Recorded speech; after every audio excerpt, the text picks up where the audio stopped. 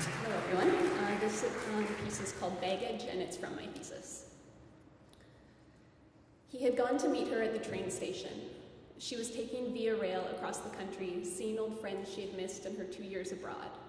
She was en route from Calgary to spend a brief layover in Winnipeg before moving on to Toronto, and he was to meet her at that hopeful little cafe in the main foyer, the one they had gone to that once, wanting to watch the flow of comings and goings. But it was a case of bad timing. No trains came or left in the 2 hours they sat, drinking weak coffee in paper cups. He saw her before she saw him.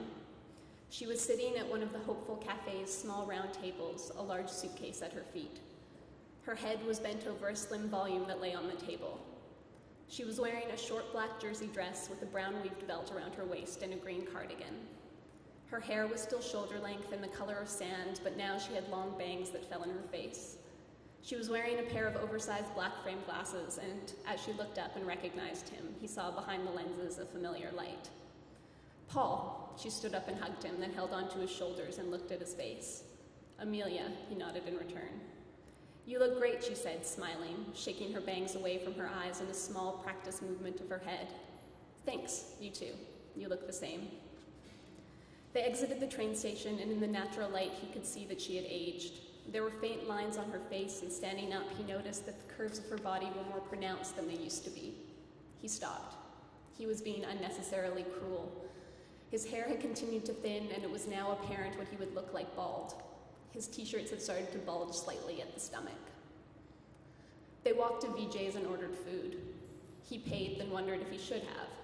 They went back outside and sat on a curb in the parking lot. She tucked her dress between her knees and placed the grease-soaked cardboard box on her lap. "So," she said, stabbing a fry into a pile of ketchup in the corner of the box. "So," he said, "good trip?" So they proceeded in this fashion for a time. She told him about her last few months in Korea, about the possibility of renewing her visa and going back, about the trip since the West Coast, seeing their mutual friends in Calgary, the thrill of the uncertainty of the next few months. He told her about finishing school, starting to work, the brief trip to Egypt, caught her up on his sister and the 2 more kids she had had, and, a little shakily, about his new girlfriend. What does she do, she wanted to know. What's her story? Where did you meet? And he told her, leaving out any superfluous detail, trying to play down how much he loved her, being happy, but not overly so.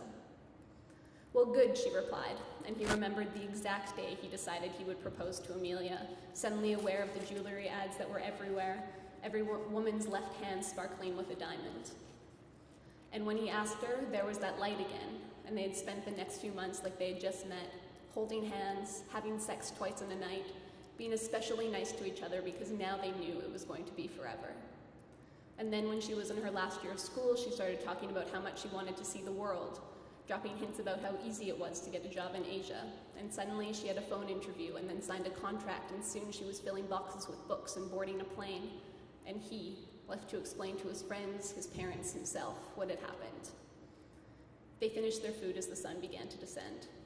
"Time's changed," she suggested. "My train doesn't leave for another hour and a half." They walked north a few blocks before coming to the small bar. She had some difficulty getting her suitcase through the door, and he bent down to help. They sat down at the bar. "We'll both have whiskey," she said to the bartender, then turned to him. "When in Rome." She had sent him an email months ago when this trip was in the works, saying that she missed him, that she'd been thinking about how talented he'd been with his hands, and that maybe they could pick up where they left off. He didn't respond right away. He masturbated thinking about her hair fell on his thighs when she was giving him head, and then wrote back the next day saying that sort of correspondence was inappropriate. He had moved on. He had a new girlfriend, though he wished her well. She didn't flinch, wrote that she'd like to still see him, and then there he was, sitting next to each other in a country bar. "To now," she said, raising her glass. He picked his up and clinked it against hers and then took a sip of the liquid. He couldn't remember the last time he'd had whiskey. It made him aware of his nostrils in a way he'd never been before. "I missed you," she said, "especially at first. I wondered if I'd made a mistake leaving." He stared into his glass, not knowing what to say. When she left, he hadn't been able to eat for a week. "I got over it, of course," she said. "What choice did I have?" And he wanted to yell, but he took another sip of his whiskey and let it lie. She finished the rest of her drink in one large swallow and signaled for the bartender to bring 2 more. So you really love her, huh? She said, and he nodded, though her head was angled down and her hair fell in her eyes and she wouldn't be able to see him, so he said, "Yes, I really do." After the second drink, he walked her back to the station. It was now dark and a light wind sent leaves rustling down Main Street. At the door, she turned to face him. "Thanks," she said. "For what?" "Thanks," she said again. She smiled and walked away, rolling her luggage behind her. He called his girlfriend and asked if he could come by.